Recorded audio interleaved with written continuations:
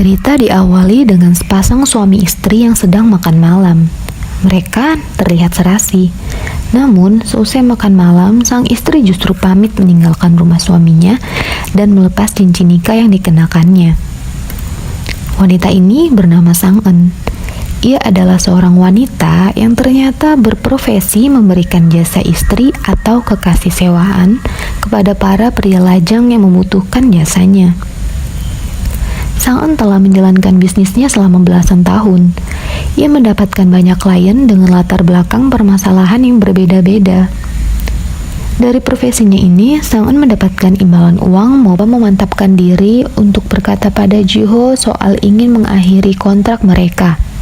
Namun Sang En amat terkejut ketika Ji-ho yang mengatakan hal itu terlebih dahulu. Sang En ingin pensiun karena kini umurnya sudah hampir 30 tahun dan ia sudah memiliki catatan perceraian sebanyak 12 kali. Ia merasa sudah puas menjalankan bisnisnya ini. Hae-jin nampak sedang berada di sebuah siaran langsung suatu stasiun TV. Mereka berbincang tentang film yang akan dibintangi oleh Hae-jin. Hae-jin terkejut saat sutradara film tersebut menyatakan bahwa awalnya tidak ada yang mau berinvestasi di film mereka. Tapi ketika diketahui Hae-jin menerima kontrak itu menjadi aktor utamanya, perusahaan Gangjin pun langsung bersedia mendanai filmnya. Seusai siaran, Hae-jin keluar gedung sambil memarahi manajernya. Junghan juga tidak tahu perihal grup Gangjin yang berinvestasi di film itu. Saat malam konser tiba, Sang En pergi ke konser sendirian. Dia mencari keberadaan Ji-ho di lobi, namun Ji-ho tidak tampak. Akhirnya, Sang En langsung masuk ke ruangan konser. Dahulu kala, saat Ji-ho masih kecil, Ji-ho ditinggal pergi ayahnya yang berprofesi sebagai pencari kepiting. Namun, ayahnya hilang di tengah lautan, sehingga Ji-ho dibawa oleh bibinya untuk tinggal bersama. Terlihat Hae-jin sedang duduk sambil makan snack. Di sampingnya ada Sang En yang tertidur pulas. Ternyata, sebelum Hae-jin dan Ji-ho memutuskan membawa Sang En ke rumah Ji-ho, mereka sempat berdebat lama. Akhirnya, Sang En diletakkan di sofa karena Hae-jin. Sang En melangkah pergi meninggalkan penginapan. Ia sambil mengecek HP. Ia heran kenapa Ji-ho tidak menghubunginya sama sekali. Dan saat membaca artikel tentang Hae-jin, baru Sang En sadar kenapa Ji-ho tidak menghubunginya dari kemarin. Tak lama HP Sang En berdering, ternyata Ji-ho menelpon. Sang En berusaha memberi penjelasan pada Ji-ho tentang alasan dia menemani Hae-jin di penginapan. Ji-ho akhirnya mengerti ini hanya salah paham dan memutuskan untuk menjemput Sang En di penginapan.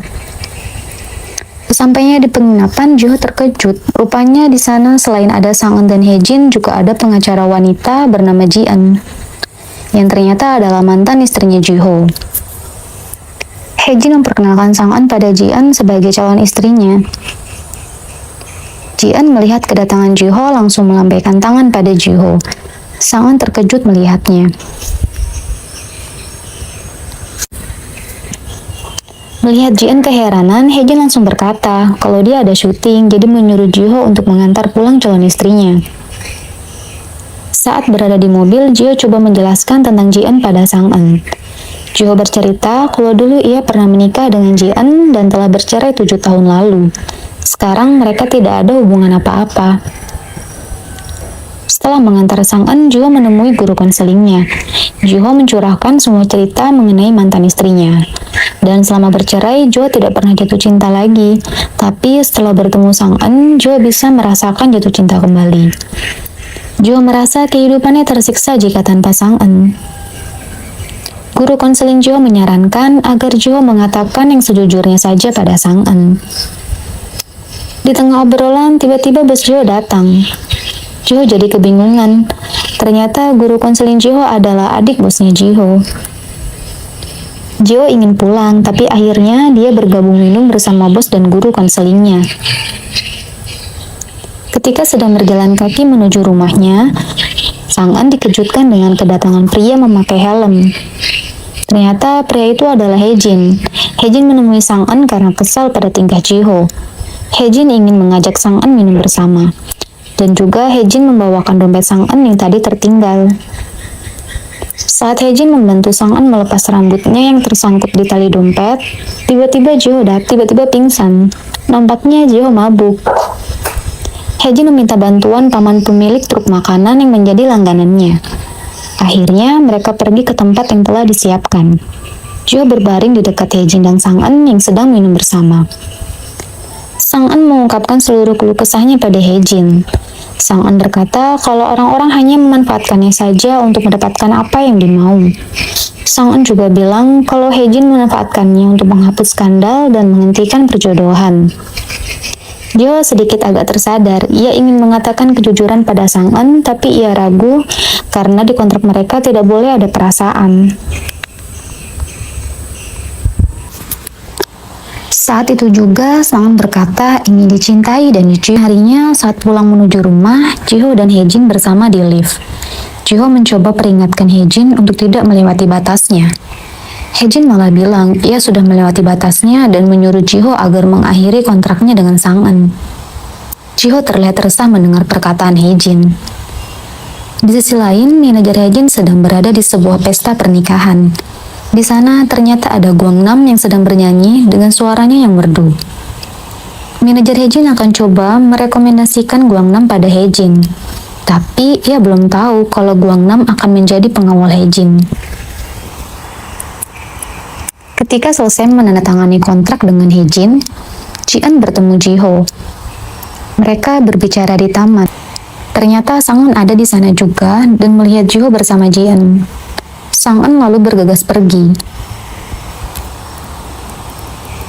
Di rumah Sang Eun, Nyonya Yo sedang mencocokkan baju milik Sang Eun dengan foto yang ada di artikel.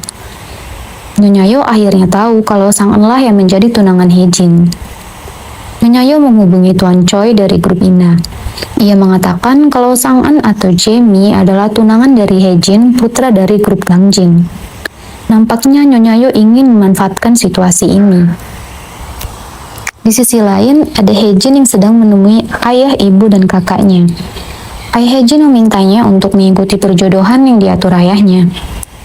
Sonjin langsung menyahut bilang kalau Hejin sudah memiliki pacar dan meminta Hejin untuk mengatakan siapa wanita yang dipacarinya. Setelah pertemuan keluarga selesai, Hejin memberitahu Sonjin kalau wanita yang dipacarinya adalah Jamie, putri tunggal dari grup Ina. Dan Hejin juga bilang mereka tidak berniat menikah karena tidak perhitungan seperti Sonjin. Saat Sang Eun menemui Jiho, Sang Eun mengatakan bahwa ia tidak suka mendengar perkataan Jiho pada mantan istrinya mengenai diri Sang Eun. Jiho dan Sang Eun malah jadi berdebat panjang dan membahas hal-hal yang telah berlalu. Malam itu hujan turun, Jiho mengantar Sang Eun pulang. Mereka masih melanjutkan perdebatannya.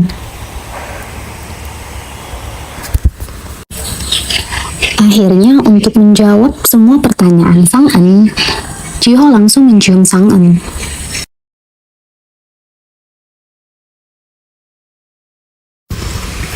Di pagi hari, tiba-tiba Nyonya Yo sudah menyiapkan sarapan yang enak untuk Sang Eun dan Guangnam. Tapi Sang Eun saat itu juga menemukan fakta bahwa yang merapikan semua pakaian dan shell-nya bukanlah Guangnam, tapi Nyonya Yo. Di kantornya, Jo mulai bisa dengan baik menyapa bos dan rekan-rekan kerjanya. Bahkan Jo juga menawarkan diri agar diikutkan dalam semua kegiatan bersama pasangan. Guangnam kini telah mulai bekerja menjadi pengawal Hejin. Guangnam dikenalkan pada Junghan. Junghan terkejut karena dia juga ingin mengenalkan Guangnam pada Hejin. Hejin memberitahu Junghan kalau Guangnam itu seorang guy, tapi ia tidak suka pacaran dengan teman sekantor. Seusai Sang Eun dan Hejin bertemu dengan Ji-eun, membahas tentang hubungan mereka, Sang Eun menegaskan pada Hejin kalau ia tidak ingin ada hubungan lagi dengan grup Ina maupun Gangjin. Sang Eun merasa perjuangannya selama belasan tahun ini akan sia-sia dan orang-orang itu akan dengan mudahnya menghancurkan apa yang sudah dicapai Sang Eun saat ini. Mendengar perkataan Sang Eun tentu membuat Hejin menjadi sakit hati. Hejin yang sedang patah hati mengabaikan panggilan teleponnya dan membiarkan pamannya terus memencet bel rumahnya. Setelah berhasil menemui Hejin, pamannya berkata kalau grup Ina menghubungi grup Gangjin. Mereka mengatakan bahwa putrinya kini mengencani Hejin. Mendengar itu, Hejin bilang mungkin grup Ina mau memanfaatkan Sang-eun.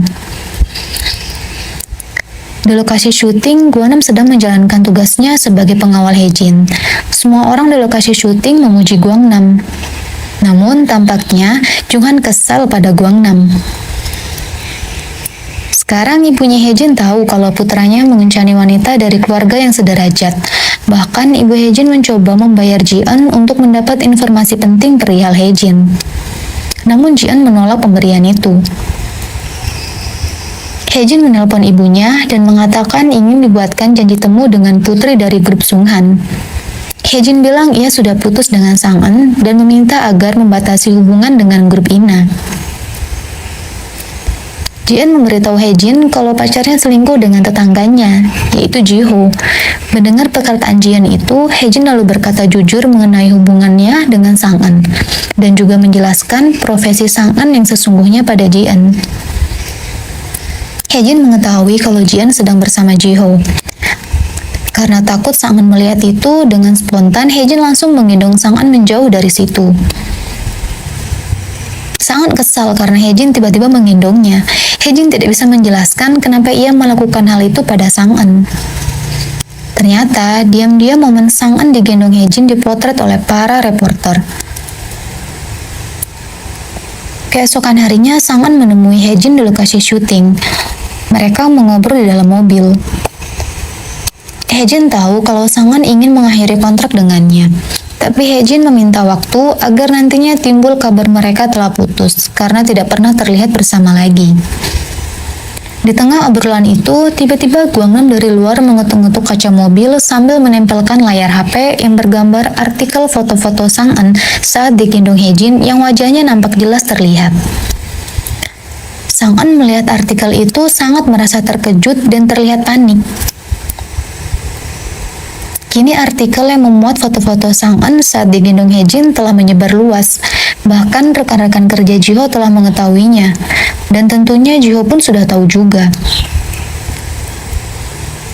Kilas balik masa lalu Sang-eun, dulu ia dibawa ke luar negeri oleh Nyonya Yo untuk dididik menjadi pengantin yang sempurna dan agar bisa memikat putra tertua dari grup Gangjin. Sang-eun yang dulu bernama Jamie adalah proyek penting grup Ina. Nyonya Yo bahkan menginvestasikan hidupnya untuk proyek Jamie. Tapi Sang-eun telah merusak semuanya, dan karena itu Sang-eun merasa harus bertanggung jawab mengganti kerugian pada Nyonya Yo selama 13 tahun ini lewat bisnis pernikahan kontrak yang ia jalankan. Kilas balik kisah masa lalu Ji-ho. Dulu Ji-eun, mantan istri Ji-ho, adalah seorang jaksa penuntut. Ji-eun terkesan sibuk mengejar mimpinya. Ji-ho bahkan mendengar kalau Ji-eun berselingkuh dengan komisaris tertinggi. Ji-eun juga selalu menyalahkan dan mengabaikan Ji-ho. Padahal diam-diam Ji-ho sudah membeli rumah impian mereka, yang kini rumah itu ditempati Ji-ho. 늘 오빠 탓만 했지. Ketika mengantar Sang-eun pulang ke rumahnya, Hejin bertemu Nyonya Yo. Hejin diajak makan bersama Nyonya Yo. Sang-eun nampak kesal melihat itu. Nyonya Yo tahu kalau sebenarnya Hejin menyukai Sang-eun dan mencoba memprovokasi Hejin agar bisa menaklukkan Sang-eun. Bahkan Nyonya Yo berjanji akan membuat Hejin menikahi Sang-eun. 최상은 씨 옆에 뭐 Hejin tahu kalau Nyonya Yo tidak baik. Jadinya ia berkata pada Nyonya Yo kalau ia akan mengurusnya sendiri. 다 드신 것 같은데 일어나시죠. Di kantor Hejin, mereka semua sedang membahas tentang foto-foto yang sedang beredar. Ji-eun berkata kalau sebagian foto telah dihapus dan diburamkan. Ji-eun akan merahasiakan kontrak Hejin dengan Sang-eun. Dari hal ini, Ji-eun jadi tahu kalau Ji-ho juga mengontrak Sang-eun untuk menemaninya makan malam. Ji-eun merasa Ji-ho melakukan itu untuk membalas dendam padanya, dan mengira Ji-ho menggunakan uang tunjangan perceraian yang ia berikan pada Ji-ho untuk membayar Sang-eun. 오빠의 부탁으로 매주 저녁을 같이 먹기로. Sang-eun ikut makan malam dengan keluarga Hejin. Sang-eun menjelaskan kalau ia dan Hejin tidak akan menikah. Sang-eun juga meminta agar mereka berhenti menekan Hejin demi kesehatan Hejin. Dan Sang-eun mengungkapkan kalau ia telah bercerai sebanyak 12 kali. 두 자릿수라고. Besok malamnya, Sang-eun makan malam bersama Ji-ho. Juga memberikan ratusan daftar pertanyaan untuk Sang-eun agar ia bisa lebih mengenal tentang diri Sang-eun. 왜요? 아무거나 하지. Sang-eun menceritakan kisah masa kecilnya pada Ji-ho, di mana dulu ia diadopsi oleh Nyonya Yo dari sebuah panti asuhan dan dijadikan anak dari keluarga konglomerat. Tapi Sang-eun tidak bertanya balik perihal kisah hidup Ji-ho. 제 부모가 됐어요. Tiba-tiba Sang-eun mendapat telepon. Ternyata tadi di luar Hae-jin melihat penguntit sedang memuntret rumah Ji-ho. Lalu Hae-jin berusaha menangkap penguntit itu dan menghajarnya. Pada akhirnya Hae-jin dan penguntit itu dibawa ke kantor polisi. Ji-eun datang untuk mengurus Hae-jin. Saat itu terungkap kalau penguntit itu adalah mantan klien Sang-eun, yaitu Sun-ho. Mereka telah bercerai 8 tahun lalu. Sun-ho rupanya masih terobsesi dengan Sang-eun. 선우 씨가 왜 여기? Di kamar Sun-ho ternyata terdapat banyak sekali foto Sang-eun. Keesokan hari, adik perempuan Sun-ho datang menemui Sang-eun dan memohon pada Sang-eun untuk mencabut laporannya. Diam-diam Ji-eun pergi menemui adiknya Sun-ho. Adik Sun-ho berkata pada Ji-eun kalau ia akan mengungkap siapa Sang-eun sebenarnya. Karena ia kesal sang kakak menderita karena Sang-eun. Sedangkan Sang-eun masih nampak baik-baik saja. Kemudian Ji-eun memberi uang tutup mulut pada adiknya Sun-ho. Di tengah kebahagiaan Sang-eun dan Ji-ho yang sedang berkencan di sebuah taman, tiba-tiba Sang-eun terkejut melihat foto-foto dirinya dengan para mantan kliennya dulu disebar di media sosial. Beragam komentar muncul di sana. Bahkan banyak yang bilang kalau mengenal Sang-eun karena dulu pernah menikah dengan saudara atau kerabatnya. Karena identitas Sang-eun terungkap sebagai kekasih Hae-jin, maka tidak sulit bagi orang untuk menggali soal profesi Sang-eun. Seketika kebahagiaan Sang-eun runtuh. Sambil menatap Ji-ho dari jauh, Sang-eun menahan tangis.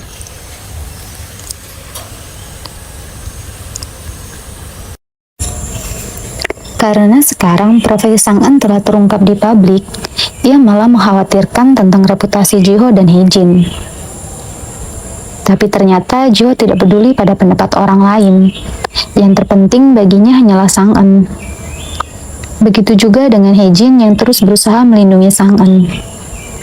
대책 세우고 다시 전화. Sang-eun berpikir kalau yang menyebarkan semua fotonya dengan para mantan kliennya adalah adiknya Sun-ho. Nyonya Yo juga telah melihat artikel tentang Sang-eun. Nyonya Yo menemui Tuan Choi dari grup INA. Nyonya Yo ingin menemui ketua grup INA, tapi Tuan Choi bilang ia takut ada hal buruk yang akan menimpa Nyonya Yo dan meminta Nyonya Yo untuk melupakan semua masa lalu. Di kantor Ji-ho, bos dan rekan-rekannya sedang merayakan Ji-ho yang akan dipromosikan. Tapi dengan tegas Ji-ho menolak dipromosikan dan ingin namanya dihapus dari daftar. 제 이름이 거론되지 않. Di sisi lain, Hae-jin, Sang-eun, paman Hae-jin dan Ji-eun mengadakan pertemuan. Mereka membahas langkah apa yang akan dilakukan untuk menyelamatkan reputasi Hae-jin. Ji-eun tetap berusaha untuk membuat Hae-jin menjadi korban, tapi Hae-jin tidak setuju. Ia tidak mau Sang-eun yang disalahkan. 뒤를 안고 가는 게 맞아요. Guangnam sedang menemui Ji-ho di kantornya. Guangnam bercerita mengenai Nyonya Yo. Guangnam bilang kalau sudah selama 13 tahun ini Sang-eun terus memberi uang pada Nyonya Yo. Bahkan Sang-eun rela kehilangan semua asetnya demi Nyonya Yo. Dan sekarang pun membiarkan Nyonya Yo tinggal di rumahnya. 방까지 내주고. Tapi Guangnam marah pada Nyonya Yo karena ikut campur soal hidup Sang-eun dan mau mengusir Guangnam serta ingin menjodohkan Sang-eun. Guangnam menceritakan juga tentang kebaikan Sang-eun padanya. Karena Sang-eun sangat menyukai Ji-ho, Guangnam berharap Ji-ho jadi pria pertama yang menyelamatkan Sang-eun. Di rumah, Sang-eun berdebat dengan Nyonya Yo. Sang-eun marah pada Nyonya Yo karena merasa dimanfaatkan sampai akhir. Sebaliknya, Nyonya Yo malah marah pada Sang En sambil menunjukkan surat nikahnya dan menuduh Sang En telah menghancurkan produk yang dibuatnya. Sang En sadar, akhirnya Nyonya Yo mengakui kalau Sang En adalah produknya. Jiho bertemu dengan Ji-en. Jiho meminta bantuan Ji-en untuk membantu Sang En, tapi Ji-en menolaknya. Namun, saat akan pergi, Ji-en membawa juga berkas yang disiapkan oleh Jiho, yang nantinya akan dibawanya saat melakukan konferensi pers mewakili Haejin. Jiho menelpon Sang En, padahal saat itu Jiho telah melihat Sang En duduk sendirian dari kejauhan. Lalu Jiho menghampiri Sang En dan memeluk Sang En. Jiho berusaha menenangkan Sang En yang sedang bersedih memikirkan masalahnya ini. Saat akan memulai konferensi pers, Haejin tetap ingin melakukannya sendiri karena tidak percaya pada Ji-en.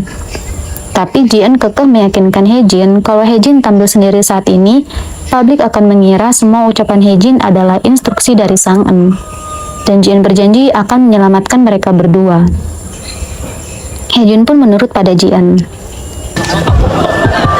Dalam konferensi pers, Ji-en membenarkan semua informasi yang beredar mengenai Sang En. Dia berkata itu tidak ada kaitannya dengan Haejin. Namun di akhir konferensi persnya, Ji-en menegaskan keduanya tulus saling mencintai dan semua mantan suami Sang En memberikan doa kepada hubungan Sang En dan Haejin. Berkat konferensi pers itu, reputasi Haejin meningkat dan menjadi kisah cinta yang mengharukan. Namun, Sang En ingin mengakhiri hubungannya dengan Haejin di depan publik. Jiho pun mendukung Sang En untuk pekerjaan terakhirnya ini. Ketika Sang En menuju rumah Haejin, ia sengaja membiarkan para reporter melihatnya saat memasuki rumah Haejin. Karena Sang En ingin membuat reporter itu melaporkan kalau ia dan Haejin telah putus. Saat berada di rumah Haejin, Haejin malah mengajak Sang En untuk menikah. Dia juga memperbolehkan Sang En untuk tetap berkencan dengan Jiho. Orang-orang juga tak akan bergosip tentang Sang En dan berdampak baik untuk grup Ina dan Gangjin. Sang En menjelaskan pada Haejin kalau mereka itu tak sama. Sang En bercerita ia bukan anak kandung dari grup Ina. Semasa kecil ia diadopsi di sebuah panti asuhan dan dibesarkan di luar negeri untuk menutupinya. Sang En bilang juga kalau ia adalah proyek besar grup Ina. Sang En merasa tak setingkat dengan Haejin. Haejin nampak sangat kaget mendengar penjelasan Sang En. Di sisi lain, Jiho untuk pertama kalinya ikut hadir di perayaan ulang tahun rekan kerjanya. Semua rekan-rekan memberikan kado, kecuali Jiho. Tiba-tiba, Sang En datang menyusul Jiho. Lalu Sang En memberikan kado untuk rekan kerja Jiho. Sang En menjelaskan mengenai permasalahannya pada rekan-rekan Jiho agar mereka tidak canggung berhadapan dengan Sang En. Nyonya Yo menemui ketua grup Ina. Nyonya Yo tetap memaksa untuk membawa Sang En kembali ke grup Ina. Namun permintaannya ditolak. Nyonya Yo bahkan mengancam ketua grup Ina bahwa ia mempunyai file yang berisi data-data dari awal mula grup Ina berdiri. Ia mengancam akan menyebarkan isi filenya.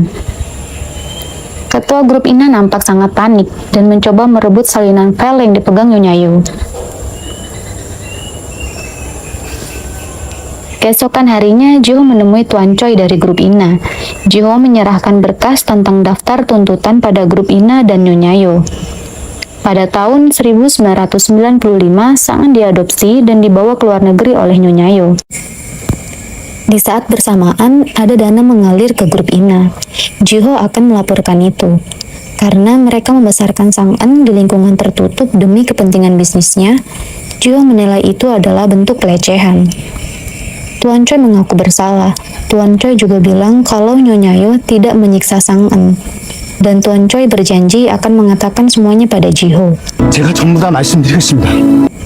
Kemudian Jiho menghubungi Nyonya Yo untuk mengajaknya bertemu. Saat berjalan, Jiho melihat Nyonya Yo akan menyeberang ke jalan. Namun tiba-tiba datang sebuah mobil yang melaju kencang mengarah ke Nyonya Yo. Jiho yang melihat itu langsung bergegas lari, sepertinya dia akan menyelamatkan Nyonya Yo.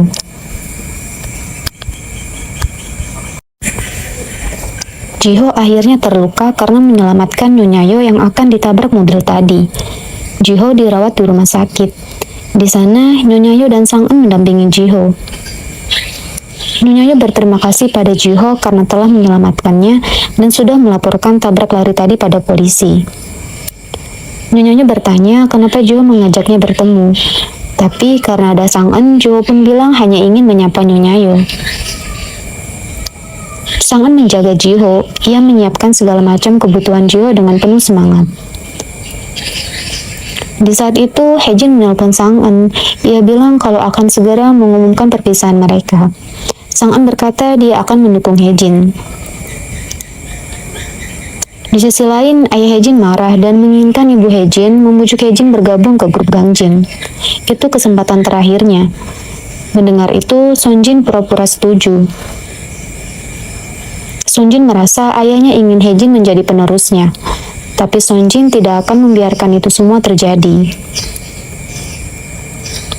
Di rumah sakit, Jiho dijenguk oleh bos dan rekan-rekan kerjanya.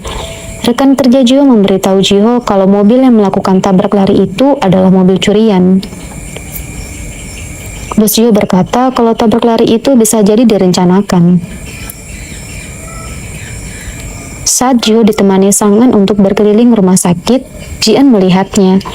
Karena melihat Jiho bersama Sang En, Jihan tidak jadi menjenguk Jiho. Sonjin menemui ketua grup Ina. Ia mengatakan ingin menikahi Jamie, putri grup Ina. Tapi ketua grup Ina pikir putra bungsu dari grup Ganjin, yakni Hejin, yang akan menikahi Jamie. Sonjin bilang kalau Hejin telah berpaling dari grup Ganjin dan tak akan kembali. Sonjin melakukan ini demi tujuan mereka agar menjadi tiga besar dalam peringkat bisnis.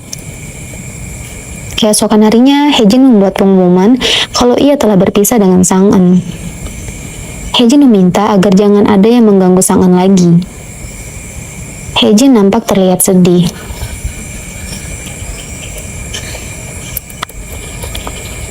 Jiho sudah pulang dari rumah sakit. Sang En membuat Jiho tinggal di rumahnya untuk beberapa hari ke depan agar Sang En bisa merawatnya. Nyonya Yo tidak setuju, tapi Sang En tidak mau mendengarnya. Dan Guangnam disuruh untuk sementara tinggal di rumah Jiho. Jiho tidur di kamar Guangnam. Sang En menghampirinya dan bilang kalau ini bukan kecelakaan biasa. Karena Nyonya Yo di luar sana punya banyak musuh. Tapi Jiho meyakinkan Sang En kalau itu cuma kecelakaan biasa. Malamnya, saat Sang En dan Jiho sedang mengobrol berdua, Nyonya Yo menguping pembicaraan mereka, tapi ketahuan. Akhirnya Jiho mengajak Nyonya Yo makan bersama.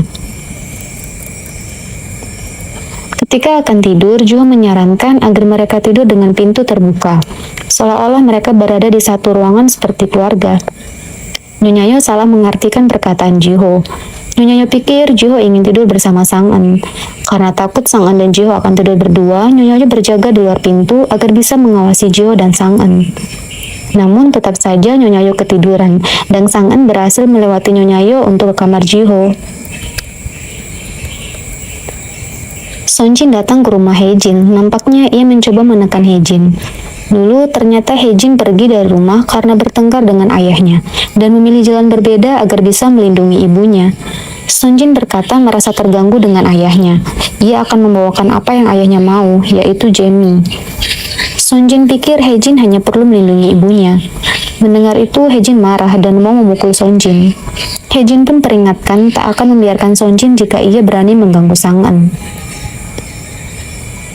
Ketika Sang En sedang pergi, Jiho mengajak Nyonya Yo berbicara. Jiho bertanya apakah Nyonya Yo ibu kandung Sang En. Jiho juga bilang kalau Sang En pasti akan kaget mendengarnya. Nyonya Yo terlihat pura-pura bingung dengan maksud Jiho. Jiho pun menjelaskan kalau Sang En nampak tidak peduli, padahal dia selalu mencemaskan Nyonya Yo. Jiho juga tahu kalau Nyonya Yo dan Sang En dalam bahaya. Jiho meminta Nyonya Yo dan Sang En bekerja sama agar mereka aman. Ternyata Sang En pergi untuk menemui Sonjin. Sonjin bilang ingin membuat kontrak dengan Sang En. Sonjin juga bilang kalau kejadian yang menimpa Nyonya Yo bukanlah kebetulan saja. Sonjin berkata hanya ingin kontrak bisnis dengan Sang En. maka Sang En dan Nyonya Yo akan aman dan juga ia bisa mendapat uang. Sang En tersinggung dengan perkataan Son Jin, seakan-akan profesinya itu adalah pekerjaan kotor. Son Jin pun tahu alasan Sang En menjual seluruh asetnya untuk membantu Nyonya Yo dan terus melindungi Nyonya Yo. Son Jin menunggu telepon dari Sang En. Son Jin sangat licik akan memanfaatkan Sang En untuk keuntungannya sendiri. Setelahnya, Son Jin menemui ibu tirinya, yaitu ibunya Hye-jin. Ia berkata kalau akan membawakan grup Ina pada ayahnya, karena ayahnya sangat membutuhkan grup Ina. Ibu Hye-jin mengingatkan Son Jin kalau 13 tahun lalu ia pernah dihina oleh Sang En. Son Jin bilang tidak masalah, asalkan pernikahannya menguntungkan. Tiba-tiba Hye-jin membuat konferensi pers. Ia mengaku tentang kebenaran kalau ia adalah putra bungsu dari grup Ganjin. Ia sengaja merahasiakannya karena ingin fokus pada dunia akting. Ia juga meminta maaf jika ada orang yang tersakiti karena latar belakangnya itu. Intinya, Hye-jin akan pensiun dari dunia akting yang telah membesarkan namanya dan kembali pada keluarganya membantu grup Ganjin. Melihat konferensi pers Hye-jin, Son Jin jadi sangat marah dan membanting HP-nya. Sang En dan Jiho juga telah melihat konferensi pers Hye-jin. Bahkan rekan kerja Jiho yang menjadi penggemar berat Hye-jin sangat terlihat sedih mendengar Hye-jin akan pensiun jadi aktor. Sang En mengunjungi sebuah panti asuhan. Terakhir berkunjung, Sang En berpamitan dan memberi banyak uang. Tapi ternyata rencana Sang En tidak berjalan lancar. 잘 됐다 싶네요. Saat di rumah, Sang En diajari Guangnam untuk memilah sampah. Sang En ini pandai memasak, tapi tidak bisa memilah sampah dengan baik. Karena itu, selama ini selalu Guangnam yang bersih-bersih. 그러면은 배워보자. 수습하는. Di sisi lain, Son Jin coba bilang ke ayahnya kalau akan menikahi putri grup Ina. Mendengar itu, ayahnya marah besar dan memukulnya. Setelah mengumumkan pensiun menjadi aktor, Hye-jin mengadakan pertemuan dengan manajernya, pamannya Ji-eun dan Guangnam. Hye-jin hanya mempertahankan Ji-eun untuk membantunya. 그럼 다음에 또 보자. Di saat rapat, Hye-jin diperkenalkan ayahnya pada seluruh anggota grup Gangjin. Son Jin melihat itu tentu tidak suka dan langsung menatap sinis Hye-jin. Hye-jin pun balik menatap sinis Son Jin. Paman Hye-jin dan mantan manajer Hye-jin berencana ingin mengorbitkan Guangnam menjadi penyanyi karena tahu bakat Guangnam. Tapi Guangnam belum memberikan jawaban dan akan memikirkannya dahulu. Ketika jam makan siang, Sang En datang ke kantor Jiho. Di sana, Sang En bertemu dengan rekan-rekan kerja Jiho. Sang En membawakan banyak makanan untuk dimakan bersama. Rekan-rekan Jiho terpesona melihat makanan buatan Sang En yang nampak indah dan sibuk memotret makanan itu. Saat sedang membicarakan tentang Jiho yang menolak dipromosikan, Jiho pun langsung muncul dan bilang ia merasa itu tak cocok dengannya. Sekarang Jiho merasa lebih nyaman bekerja di sini bersama rekan-rekannya. 혼자서 하는 게 편합니다. Selesai makan, Jiho mengantar Sang En keluar kantor. Mereka membicarakan tentang Nyonya Yo. Sang En khawatir kalau Nyonya Yo akan dikasuskan. Jiho menenangkan Sang En dan bilang kalau kasus Nyonya Yo sudah kadaluarsa, jadi tidak akan bisa diproses. Sang En meski membenci Nyonya Yo, tapi ia tidak setuju Nyonya Yo dihukum. Karena walau begitu, Nyonya Yo tetaplah orang yang telah membesarkan Sang En. Keesokannya, Jiho mengajak bertemu Nyonya Yo. Jiho mengatakan pada Nyonya Yo kalau ia telah tahu tentang semua kisah masa lalunya. Bahkan biaya sangat besar dulu digunakan untuk membesarkan Sang En. Nyonya Yo menjawab, apakah salah mengeluarkan biaya besar untuk anak? Jiho ingin Nyonya Yo jujur pada Sang En kalau ia adalah ibunya. Nyonya Yo bilang ia tidak pantas disebut ibu, dan Sang En pun dirasanya tidak akan pernah mau untuk memaafkannya. Setelah bertemu Jiho, Nyonya Yo menemui ketua grup Ina. Ketua grup Ina bilang kalau proyek Jamie sudah berakhir, dan ia ingin Nyonya Yo menghilang. Nyonya Yo tidak takut diancam. Bahkan ia bilang kalau hidup Jamie telah hancur, dan Nyonya menyebut jika file yang ada padanya itu bukan ancaman palsu. Jika filenya disebar, Nyonya tahu konsekuensinya dia akan mati, dan grup ini akan hancur.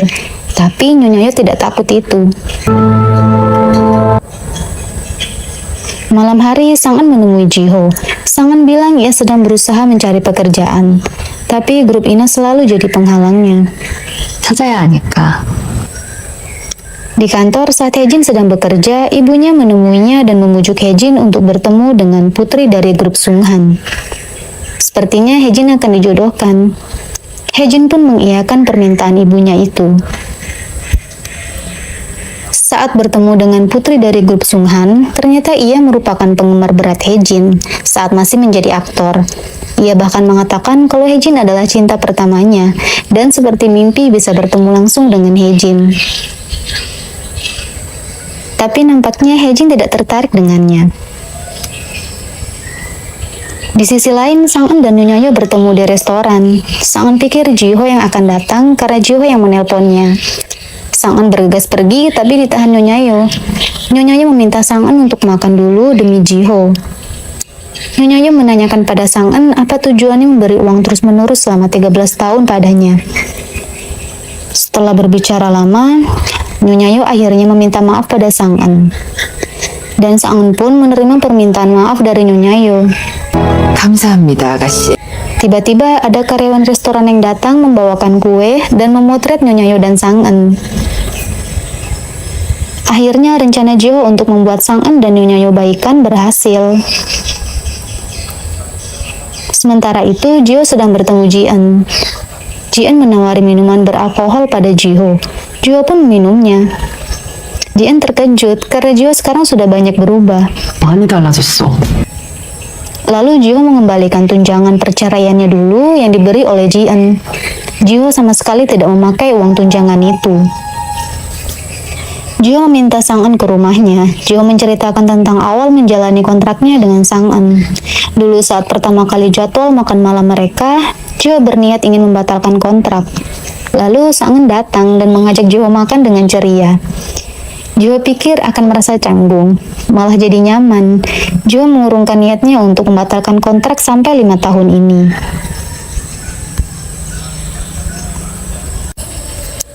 Nyonya marah pada Sang-eun karena terlambat pulang ke rumah dan HP-nya mati. Rupanya Nyonya mencemaskan Sang-eun. 여기라고 적혔지 뭐. Sonjin menemui ketua grup Ina lagi. Ia mengatakan ingin meminta saham grup Ina 20% dan mengancam jika tidak diberi maka ia akan mengungkap proyek Jamie. Ketua grup Ina bilang kalau proyek Jamie dilakukan Nyonya sendiri. Grup Ina tidak terlibat. Tapi pikir Sonjin ketua grup Ina coba menyalahkan semuanya pada Nyonya. Sonjin bilang ia punya semua bukti dan meminta ketua grup Ina segera memberi jawaban. Karena mengkhawatirkan Sang-eun, Hejin pergi ke rumah Sang-eun. Ia di sana melihat 2 orang pria asing memasuki rumah Sang-eun. Hejin coba mengikuti, dan di dalam rumah terjadilah perkelahian antara Hejin dan 2 orang asing itu. Mereka kabur dan menabrak Nyonya. Setelah kejadian tadi, Hejin dan Nyonya berbicara. Hejin menanyakan apakah Nyonya adalah ibunya Sang-eun. Hejin juga memberitahu kalau Sonjin coba memanfaatkan Sang-eun. Nyonya berkata pada Hejin agar merahasiakan kejadian tadi dari Sang-eun. Keesokan harinya, Hejin dan Sonjin bertemu kedua orang tua mereka. Saat itu Sonjin bilang ke ayahnya kalau mereka akan dapat 20% saham grup Ina. Tapi ayahnya tidak percaya. Hejin memperingatkan Sonjin karena telah menyelidiki Sang-eun. Sonjin pun merasa sekarang Hejinlah musuh terbesarnya. Setelahnya, Sonjin diajak bertemu dengan Nyonya. Nyonya memperingatkan Sonjin bahwa proyek Jamie hanyalah pukulan kecil untuk grup Ina. Nyonya juga mengaku punya banyak dendam dengan kota grup Ina. Dan Nyonya juga menyarankan Sonjin untuk diam saja nikmati perjalanannya. Mendengar perkataan Nyonya, Sonjin malah tertawa. 실장님, Di sisi lain, Tuan Choi dari grup Ina menemui Jiho di kantornya. Tuan Choi memberikan Jiho file yang sama seperti milik Nyonya. Tuan Choi berkata kalau Nyonya tahu saat file ini terungkap maka nilai grup Ina akan jatuh. Jadi rencana Sonjin akan sia-sia. Dan juga grup Ina atau Gangjin tidak akan bisa mengganggu Sang-eun. Meski dalam bahaya, Nyonya Yo merasa tidak apa-apa asal Sang-eun bahagia. 다른 해결책이 있으시죠? Jo sepertinya ingin membantu Nyonya Yo walau harus mempertaruhkan jabatannya. Jo juga meminta tolong Ji-eun untuk ikut membantu. Meskipun Ji-eun keberatan, ia tetap akan berusaha membantu Nyonya Yo. Saat mereka bertemu, Jo meminta Nyonya Yo untuk menghentikan tindakannya. Tapi Nyonya Yo tidak mau merepotkan Ji-ho dan akan membayar kejahatannya sendiri. Jo terus meyakinkan Nyonya Yo bahwa ia akan mencarikan jalan untuk permasalahan ini. Jo bermaksud untuk merekayasanya. Di malam harinya, Sang-eun menemui Sonjin ditemani Guangnam. Sonjin memuji Sang-eun karena hebat bisa mendapatkan Haejin dan Ji-ho. Sonjin juga mengancam akan mengungkap proyek Jamie, atau Sang-eun harus menuruti kemauannya. Sang-eun tidak takut dan mempersilahkan Sonjin melakukan itu. Di kamarnya, Nyonya Yo nampak membereskan sisa bajunya dan memberikannya ke Guangnam untuk dijual. Guangnam berpikir kalau Nyonya Yo akan pergi. 가세요? Keesokannya, Nyonya Yo mengembalikan buku rekening pada Sang-eun yang berisi seluruh jumlah uang yang Sang-eun transfer selama 13 tahun ini. Sang-eun nampak terharu. Lalu Sang-eun memberitahu Nyonya Yo bahwa selama ini ia tahu kalau Nyonya Yo pernah menjalin hubungan dengan ketua grup Ina. Dan Sang-eun juga tahu kenyataan kalau ia adalah anaknya Nyonya Yo. Sambil menangis, Sang-eun minta Nyonya Yo tidak menyerahkan diri. Sang-eun mau Nyonya Yo tetap tinggal dengannya. Ia ingin memanggil Nyonya Yo ibu sampai tak merasa canggung. Mendengar perkataan Sang-eun, Nyonya Yo pun menangis. Malam harinya, Sang-eun menemui Jo di rumahnya. Rupanya Jo akan membuat Nyonya Yo kabur ke luar negeri sebelum semuanya terungkap. Sang-eun mencoba menghentikan itu. Ternyata Sang-eun telah membuat rencana untuk masuk ke dalam ruangan rapat grup Gangjin. Sang-eun dikawal oleh Guangnam dan mantan manajer Haejin. Pada saat Sonjin ingin mengungkapkan sesuatu, Sang-eun masuk ke ruangan rapat dan membuat seisi ruangan terkejut melihat kehadiran Sang-eun. Sang-eun memperkenalkan dirinya sebagai putri dari grup Ina dan menceritakan kalau dulu ia dibesarkan di luar negeri dan kembali ke Korea untuk mengikuti perjodohan dengan putra dari grup Gangjin. Sang-eun juga mengungkapkan sebuah rahasia besar yang ia simpan sejak dulu. Dulu saat pertemuan keluarga, Sonjin mencoba menggoda Sang-eun. Sang-eun diam-diam merekamnya. Sonjin bilang kalau harta orang tuanya akan menjadi miliknya. Saat sudah jadi miliknya, Sonjin akan mengusir semua orang, termasuk ibu tirinya, yaitu ibunya Haejin dan ayahnya sendiri. Sonjin akan membuat mereka jadi gelandangan. Saat mendengar rekaman itu, Haejin marah dan memukul Sonjin. Sonjin juga tak mau kalah. Sonjin mengomel tak karuan. Setelah semua perbuatannya diketahui semua orang, Sonjin masih minta pembelaan dari ayahnya. Tapi justru ayahnya malah mengusirnya. Setelah membereskan masalahnya, Sang-eun menelpon Ji-ho. Sang-eun nampak bersedih. Jo bilang sudah memasak salmon kesukaan Sang-eun untuk makan malam bersama. Sang-eun bilang agar Jo tak menunggunya jika Sang-eun datang terlambat. Dan ternyata setelah menunggu lama, Sang-eun tidak datang juga. Jo menemukan cincin nikah mereka yang sengaja ditinggalkan Sang-eun.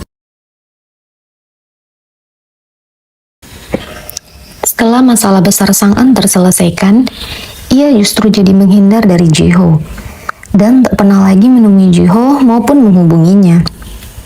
Karena hal itu, Ji-ho jadi kembali ke mode awal. Dia jadi cuek lagi pada rekan-rekannya dan tak punya empati. Begitupun Sang-eun. Ia sepanjang hari hanya mengurung diri di kamar dan meratapi hidupnya.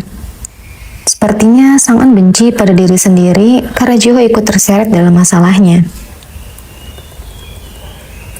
Ketika membersihkan kamar Guangnam, Sang-eun tidak sengaja menemukan sebuah tiket.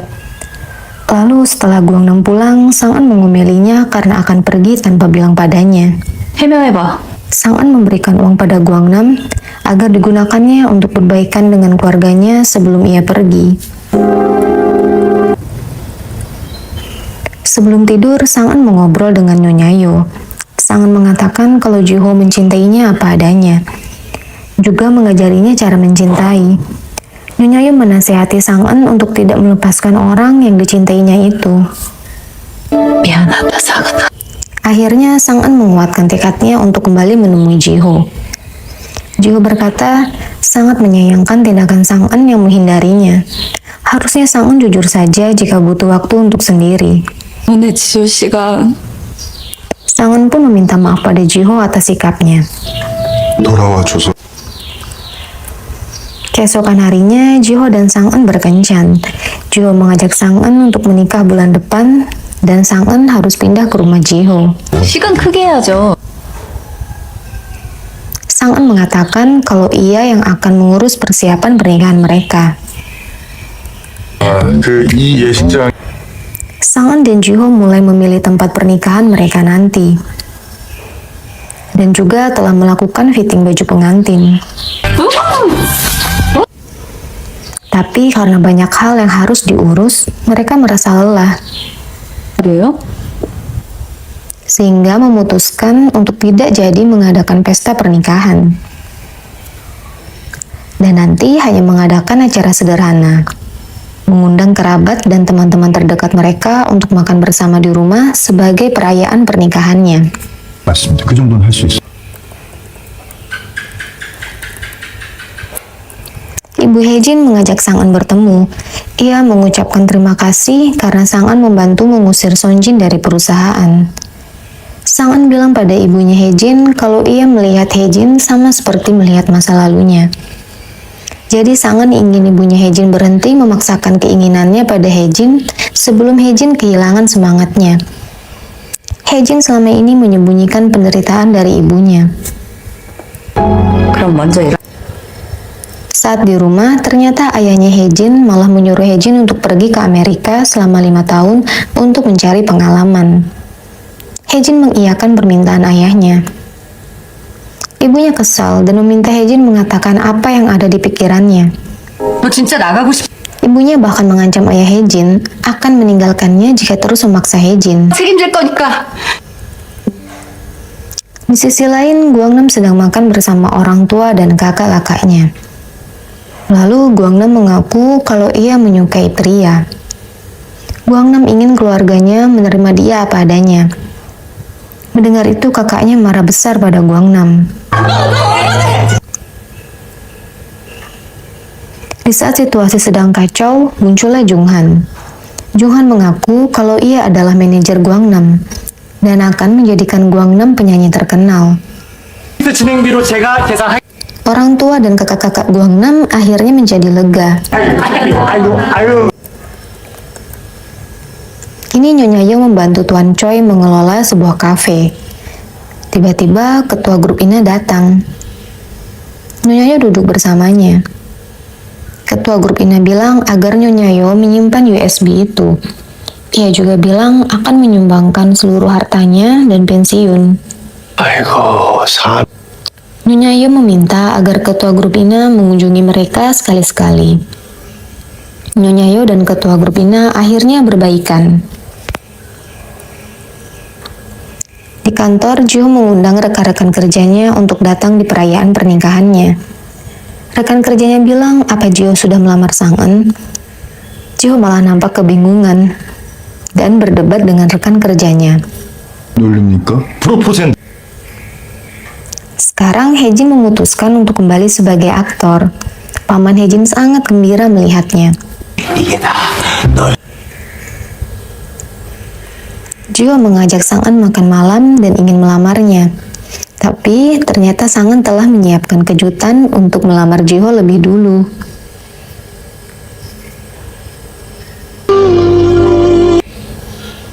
Jiho nampak kaget dan tersipu malu melihat kejutan yang disiapkan Sang-eun. Di perjalanan pulang, akhirnya Jiho balik melamar Sang-eun. 결혼해줄래? Sang-eun terlihat sangat bahagia.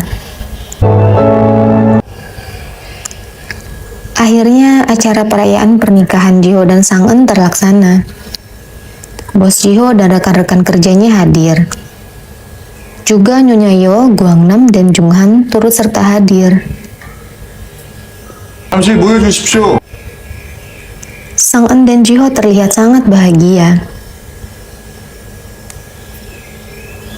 그렇습니다.